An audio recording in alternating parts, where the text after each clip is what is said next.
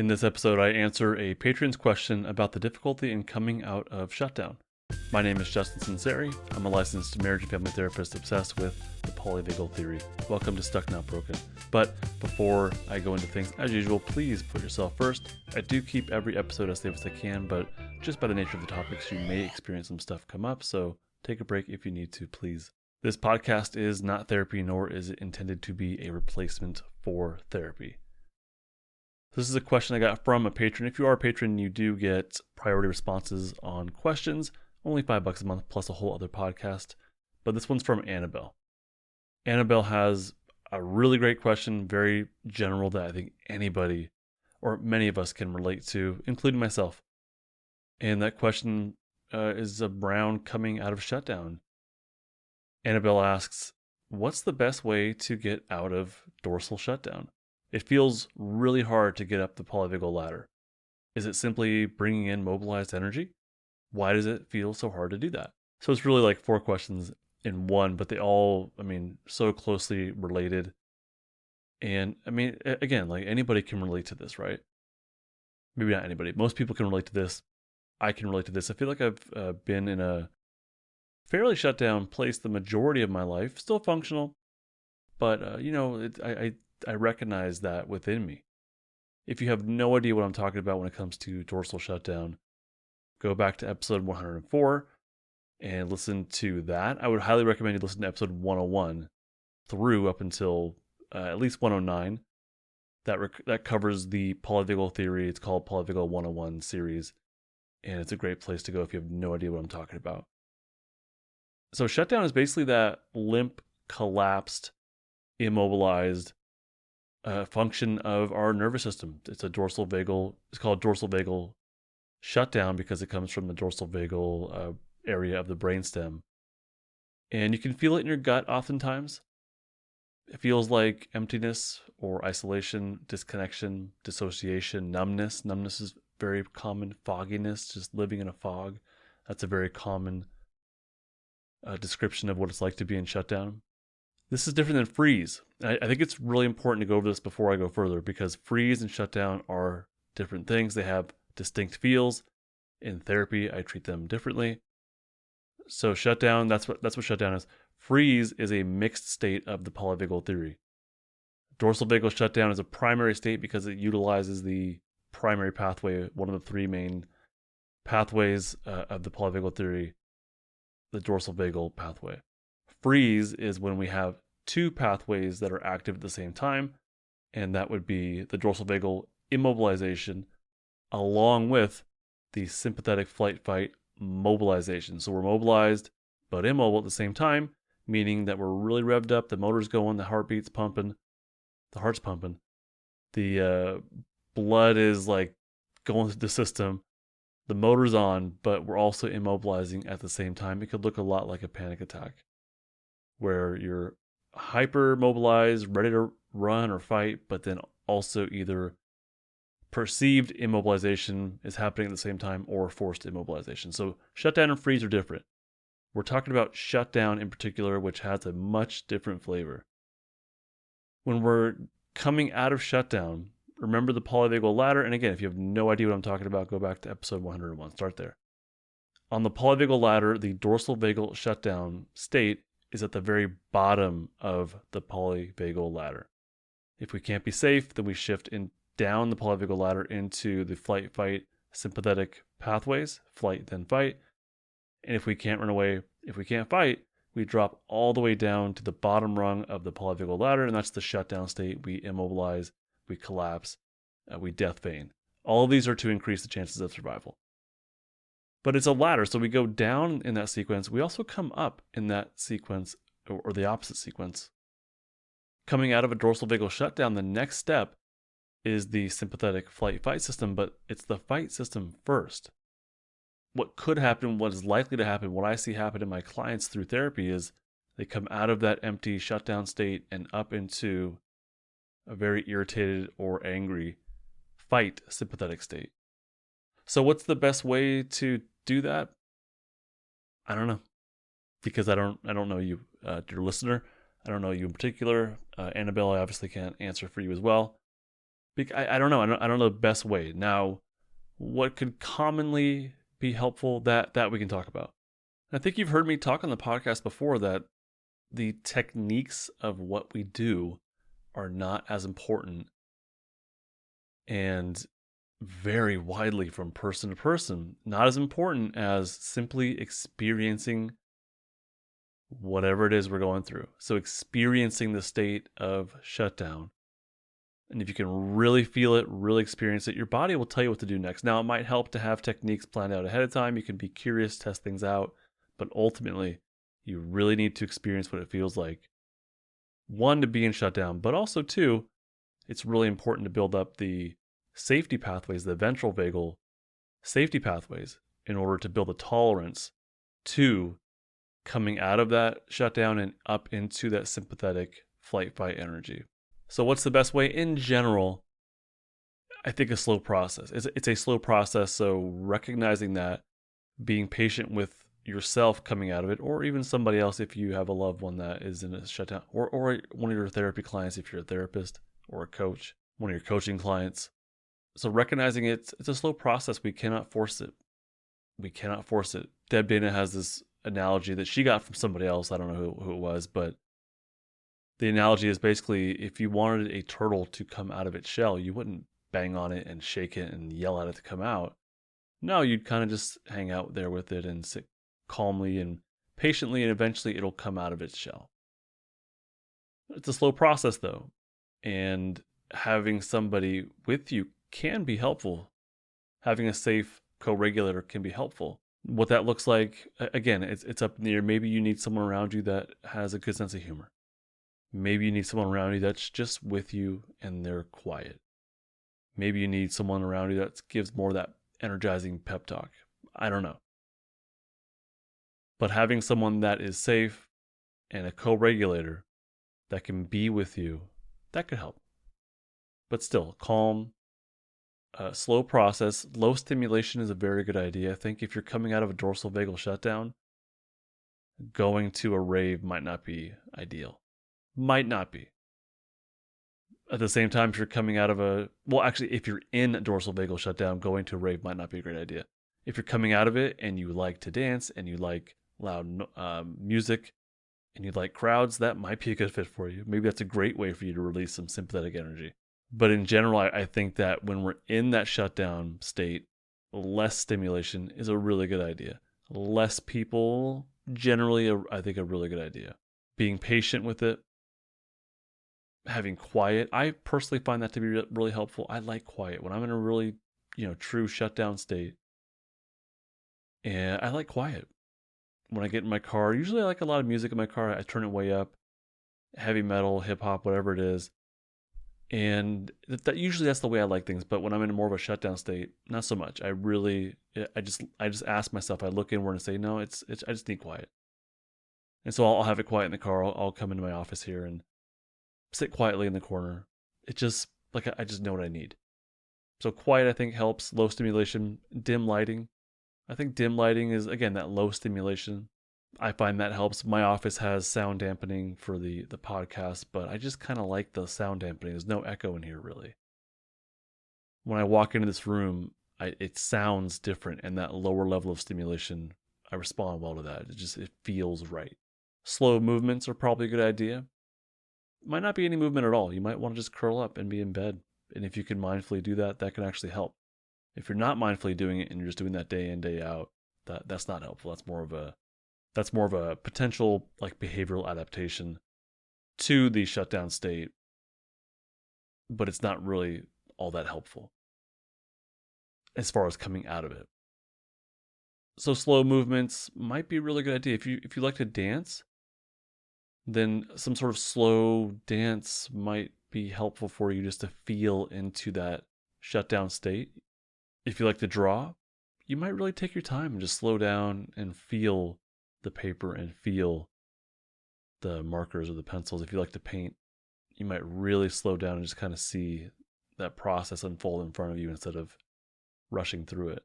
But the point here is, with slowing down, with dimming the lights or reducing stimulation, the point is to feel into the shutdown state. And that might mean, as you're ready for it, this is the caveat. As you're ready for it, if you're ready for it, don't do this if you're not ready for it, okay? But really, we're discussing feeling into the shutdown state. That means feeling into the emptiness, the loneliness, the disconnection, the feeling of want, whatever images might come to your mind, to be with those, if you can handle that. If you can handle that. Meditation can be helpful.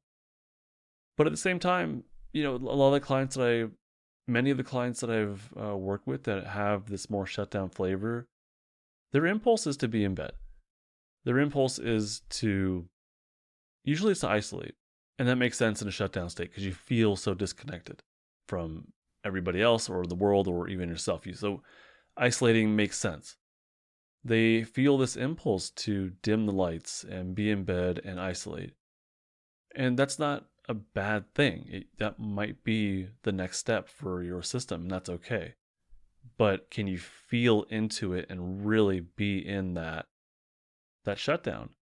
And if you can mindfully be with it, then the sympathetic energy can start to return in little bits. Usually it's like a little bit at a time.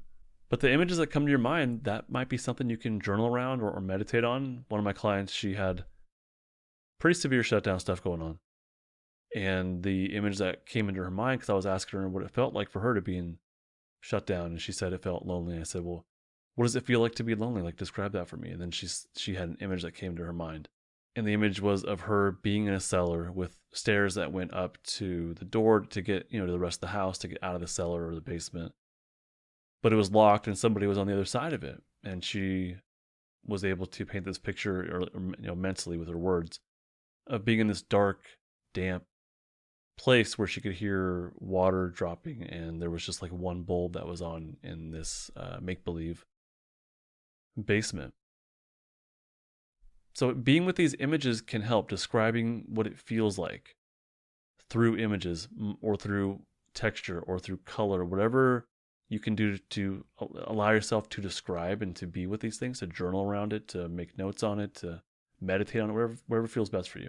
Or to allow these images and these feelings to come, and then to, if you're a dancer, like let it out through dance. Feel it in your movements. That might be helpful. It might be hard to just be with the feelings, but you might be able to just be with the feelings through some other medium, like an artistic medium or meditation or whatever it is, or even the images that pop in your mind. You might be able to be with the shutdown state through that. It's hard, as Annette says, it's hard to climb the ladder from shutdown. And in general, climbing the polyvagal ladder is not easy. It's something that humans can do. Animals in general can do it. Mammals can climb back up into their safe and social state. But we've kind of lost human beings have seemingly lost the capacity to do so moment to moment and day to day. We still can. We can still do it, but in general, climbing the polyvagal ladder is kind of a challenge for us. So yeah, going up into any state from shutdown into flight-fight, from flight-fight into safety, these are difficult things, or even from fight into flight. Those aren't different states. They're both sympathetic. It's just different looks for the same state or different behavioral sets. Every state up the ladder is different. It's new. We're not used to it. It's vulnerable. It feels weird. When we climb our polyvagal ladders, it kind of feels weird. We're not used to it. We get used to existing in defensive states out of necessity. It might be how we were raised. We had to exist in some sort of defensive state in order to get our needs met. And so shutdown might be one of those states that we exist in. And that could have come from a number of things. But the point is, we may exist in these states. So climbing the polyvagal ladder, it simply feels weird. It's different. It's vulnerable. It can be overwhelming, especially from shutdown into fight. It can be overwhelming to go from no energy, to go from feeling this emptiness, this void internally, to all of a sudden having some energy come back in your system. It can be jarring. It's different. Usually what I find with my clients is that as they come out of their shutdown state, they find that they're more irritable. And ideally we want to build the safety stuff up first so that they can handle that. But they'll tell me that, I find myself snapping at my loved ones more. And it's not like I want to, but I feel this irritability inside of me. And that's a common kind of first step in coming out of shutdown is as that energy starts to come back in your system, it's going to be that fight flavor. And just having a little bit of that is going to be more of that irritability. So that's common. And in therapy, it's easier to get to the safety state, to feel into the shutdown, to feel the returning energy. It's easier to do so because you have somebody there. You have a co-regulator. It's okay to talk about it.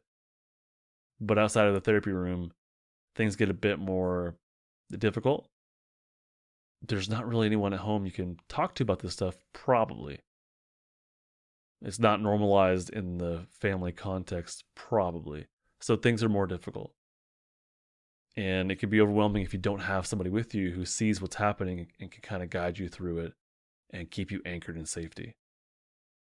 But it's really important. That is so important in all this ladder climbing, is that we have access to our safety state. It's really important. We have to have a strong anchor in there. I have a course, it's called Building Safety Anchors. And it can really help to build the capacity to tap into, to feel those safety pathways, but to also exercise your capacity to stay in those safety pathways, or at least enough to be able to tolerate some of that returning sympathetic energy, or even to discharge it if that's something that you plan on doing, maybe through therapy or through your own work. But we have to have that solid foundation of the ventral vagal pathways built up. That's called the vagal brake. The influence of those pathways on the heart to keep it at a calmer pace, so that as this energy comes up, the heart can stay at a calmer pace, which means the flight fight energy won't be as intense. So my course, Building Safety Anchors, I think it can be really helpful in laying that solid foundation of safety. It teaches you different paths to feel safe. It leads you in 30 days of practicing, learning, practicing, and in small doses, not too much each day. You can find that on justinlmft.com, or there's just a link in the description of this episode. Annette asks, is it just bringing in mobilized energy? Yeah, basically, I mean, that's the basic idea, but it's not like we're bringing it in from the outside. It's not like the energy's in the air and we're sucking it into our system. No, we're more like, producing it from inside. That sympathetic system is coming to life and producing, I don't know, whatever chemicals it produces. And as we do the work of building our safety pathways and feeling into this shutdown stuff, it's kind of allowing our autonomic nervous system the space, calming our mind enough, attuning our mind to our biology. It allows the space for this ladder climbing to happen. But as we mindfully attune to our biology, to what it really feels like to be in a shutdown state, without judgment and with curiosity and with enough safety active, then it allows for that energy to return. It allows for the autonomic nervous system to do its self-regulation that it does really well if we would get out of its way or out of our own way. And then as we do so little by little, it can actually help to build a tolerance as it returns, and then the ladder climbing can continue. Having all that come back at once can be unrealistic for the most part, at least as I find in therapy, as with my clients. So doing all that at once is, it's too much. So we want to feel into it little by little and feel that energy come back in our system little by little. And that can help to continue to lay that foundation that we build on. The last question Annette has here is, why does it feel so hard to do that, to bring in the mobilized energy? It feels hard. Yes, it does. It definitely feels hard. Because there's these sensations that happen within us that we're not used to, like we said before. It feels very different and vulnerable, and we're not used to feeling these sensations. We're not used to feeling our heartbeat pick up and our chest have more pressure on it. We might not be used to our breathing becoming faster paced and shallow. We may not be used to feeling this power, not just this sympathetic system, but it's power, this life force, as some call it, coming back into our bodies. So it's difficult. We're not used to it. We're going from this state of conservation, which is what the shutdown state is. It's about conserving resources. We're going from that up the polyvagal ladder into the sympathetic state, which is all about burning through resources, right? Everything, the motor turns on in the sympathetic state. So we're burning through resources, ideally in a very short burst to get to safety. That's what that's about. So we're going from conservation, from emptiness to slow, to having more energy in our system. It's a big shock. It's different. To our conscious minds, it's different, at least. We're not used to that mobilized state. These sensations we're not used to them. It can feel overwhelming. And anger in particular, as we climb the polyvagal ladder, ideally it feels like power, and we feel that force come back, that life force come back into our system. If we haven't built our pathways strong enough, or we're not, well enough anchored in our safety state, then it won't feel like power. It'll feel like anger. And when we feel anger, a lot of times we think that we're failing. As a therapist, I used to interpret things that way. Now that I look back, it was actually a good thing. When I had clients that back then it's called depression. Now I call it shutdown. But as they got more energy in their system, now I know what's happening. As they got more energy in their system, they became angry, not just in session, but like in life in general. They became angry or irritable, and we would interpret that as, okay, that's a bad thing. We didn't say that, but basically it was like, oh, that's not good. But now that I understand polyvagal ladder and I see that process happening, it's not a bad thing. It's the next step. It could be the next step. And it's something to keep an eye on. It's something to tamp down as far as the intensity we want to do that, but we do that through building the safety pathways. So anger is not failure. It's not necessarily a bad thing. It could be a really healthy thing, as long as you have it under some level of control. We want that to be power. We don't want to be angry. We want to feel like just mobilized energy in our system to be productive, to have to play, to meet our goals. We want the energy in our system for that, not for cussing out our loved ones. It's hard because it's a life we have not experienced. The life in shutdown is significantly different than life in a sympathetic state, and it's a hell of a lot different than life with access to our safety state. Each of these states has a different lived experience. Each of these states it's a different filter for the world. We experience the world drastically different through the lens of, or through the filter of, these three different primary states. So it's literally a life we haven't experienced. So why is it so hard to climb the ladder? Because it's like we're taking on a new mentality. We're taking on new feelings, emotions. We're taking on new sensations. We're all of a sudden, especially as we get up into our safety state, we're more likely to connect with people or have the capacity to connect with people. We're smiling. We're using our eye crinkles. It's a different life. Things are different. So it's difficult in that sense because we're not used to it. And sustaining that can feel overwhelming. So little by little helps out with that. That's about it, though. Annette, thank you so much for this question. It's a really good series of questions that I think a lot of people can relate to, myself as well. I think the majority of my life I've been in a fairly shut down state, and that's still something I'm working on. I don't know if we ever are exactly where I don't think we're ever at 100% safe and social state, and I think it's okay. I don't think we need to be. I think we need to have access to it. So I feel this, my own sympathetic energy returning into my system more and more. I do. And I think a lot of people can relate to this. So thank you, Annette, for putting this out there and giving me a chance to talk about it a little bit. If you're interested in my Building Safety Anchors course, again, link in the description, or head over to justinlmft.com. You'll find it right away. It's on the front page. Thank you so much for listening, though. I do hope you've learned something new to help you climb your own polyvagal ladder. Bye. This podcast is not therapy, not intended to be therapy or be a replacement for therapy. Nothing in this creates or indicates a therapeutic relationship.